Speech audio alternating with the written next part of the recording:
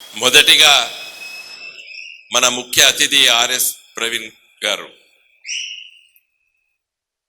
2012లో వారు సెక్రటరీగా వచ్చారు.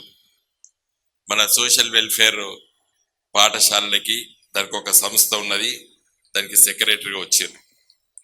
సమైక్య ఆంధ్రప్రదేశ్లో 2014లో తెలంగాణ రాష్ట్రం ఏర్పడ్డది.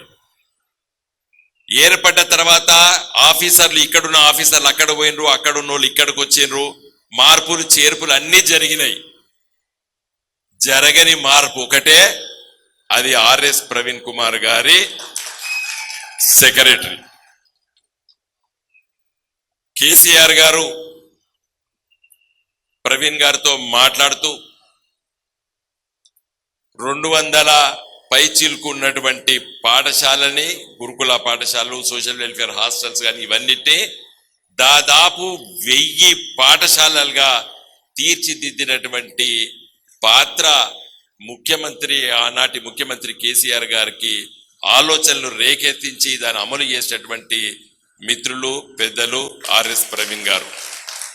నేను విద్యార్థి రాజకీయాల నుంచి వచ్చినాను, వామపక్ష విద్యార్థి రాజకీయాలు, ఆల్ ఇండియా స్టూడెంట్స్ ఫెడరేషన్ నుండి వచ్చినాను.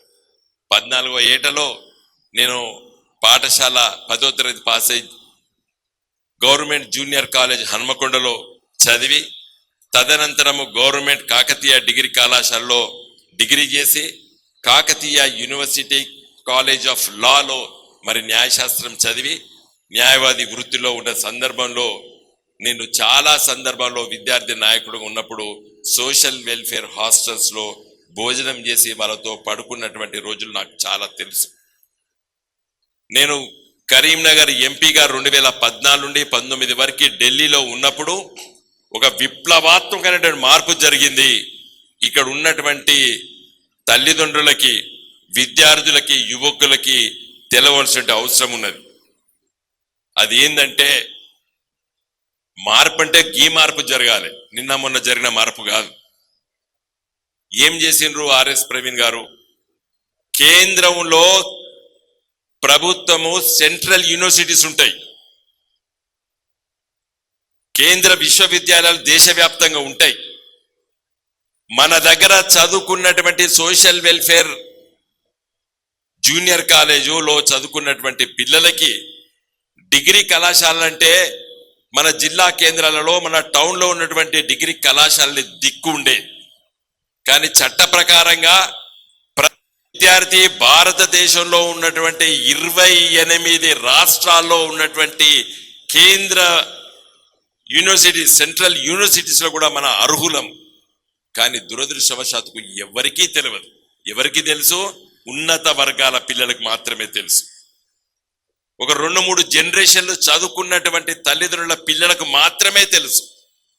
ఆర్ఎస్ ప్రవీణ్ గారు ఢిల్లీలో ఉన్నప్పుడు, అప్పుడు నేను పార్లమెంట్ సభ్యుల్ని, వారు ఒక ఆఫీసర్ని అక్కడ పెట్టడం జరిగింది.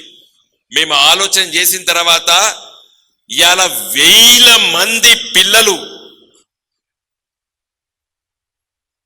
దళిత బిడ్డలు, ఆడబిడ్డలు ఇవాళ ఈటానగర్లో చదువుతున్నారు, గౌహతిలో చదువుతున్నారు, త్రివేంద్రంలో చదువుతున్నారు, బొంబాయిలో చదువుతున్నారు, ఢిల్లీలో చదువుతున్నారు, కాశ్మీర్లో చదువుతున్నారు, కొచ్చిన్లో చదువుతున్నారు, ఢిల్లీలో చదువుతున్నారు. ఇది చాలా మందికి తెలియదు. నేను విద్యార్థి నాయకుడు ఉన్నాడు వాడిని కాబట్టి మాకు అన్ని తెలుసు. అదే కాదు, ఇలా మన బిడ్డలు బాగా చదువుకోవాలనే ఉద్దేశంతోనే ఇలా వాళ్ళు చేసినటువంటి కార్యక్రమాలు మీకు అందరికి కూడా తెలుసు. స్వెరోస్ అనే సంస్థ ఎందుకు పెట్టినరు? సోషల్ వెల్ఫేర్ ఎరోస్ అంటే ఆకాశమే నీకు హద్దు. అంటే సోషల్ వెల్ఫేర్ చదువుకున్నటువంటి బిడ్డలారా, ఇంకో మీకు అంత ఎదగొచ్చు అని చెప్పేటువంటి ఆలోచనే ఆ పదం, దాన్ని ఎన్నుకున్నటువంటి పదాన్ని అర్థం.